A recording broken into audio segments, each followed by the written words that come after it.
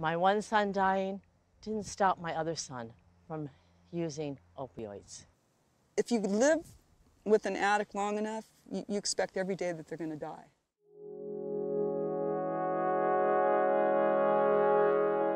It was the beginning of the end of his life. At that point, his life changed dramatically. Well, the last thing I remember is pushing the plunger all the way down, and then when I opened my eyes next, I had been dragged out to the hall and surrounded by firefighters and paramedics. Addiction breaks you. The death of a child takes away any form of life you thought you might have known, or any hope that you might ever know it again. Your heart is so broken that you can't imagine that you could ever have feeling again.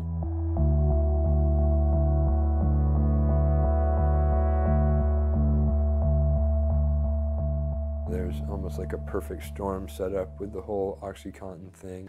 And then when these cheap and ultra-potent analogs came in, it was like a recipe for disaster. This is an epidemic that's sweeping our nation and killing our loved ones.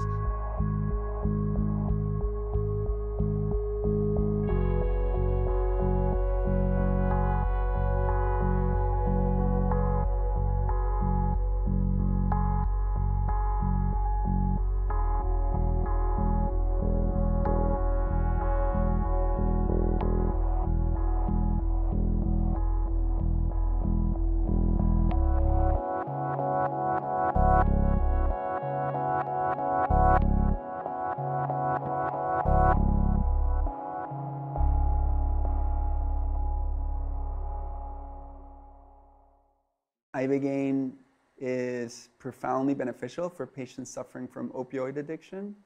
And these compounds are different from traditional Western allopathic medicines in that they're not dispensed to be taken home. They're given in a therapeutic setting with preparation and with integration. I didn't approach it with really a whole lot of expectation. I was broken, desperate, injecting heroin as often as I could. So I was at a very low point, and anything that was going to have the slightest promise of taking me out of that was something worth trying. Usually the treatment is over by about 18 hours, at which time the patients don't go back into withdrawal. And the government says it has no useful medical value. No useful medical value? It saves lives. I know people who've used Iboga after 20 years of heroin use, and they do Iboga, they don't have any withdrawal from the heroin. What ultimately happened during that first phase of Iboga, I feel like was taking the part of me that still had a spark of life left and just throwing a bit of gasoline on it, and it erupted this sense of amazing self-love and intellectual curiosity. Seeing this individual who was physically dependent on methadone, 70 milligrams of methadone a day, which is standard dose, which is a high degree of physical dependence, and seeing him come back from Panama the next week, looking like he'd spent the week on the beach and not on anything, that was the holy shit moment. Most people will only have one experience if they ever even get to the medicine. And in that one experience, it transforms their entire life. There's nothing like that in Western medicine. And so to make that an illegal substance and to prohibit its research and prohibit its clinical use is to do harm. Iboga is the most miraculous thing I've ever seen to help anyone get out of an addiction. We have the evidence. Physicians have the evidence in front of them if they only wanted to look at it. The evidence has been published in major journals. It's beyond controversy. How come you don't see it? How come you don't consider its implications for medical practice?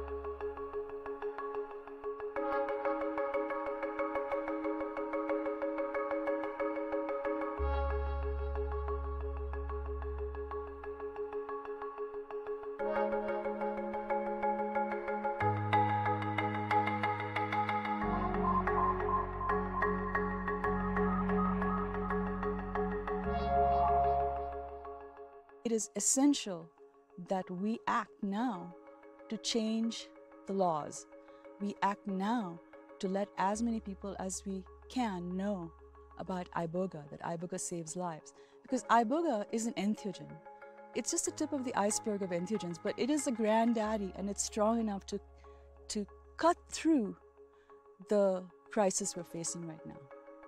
And we can do it. We are going to do it. And with your help, if you donated to our cause, we could do it so much faster and so much better and reach all the people.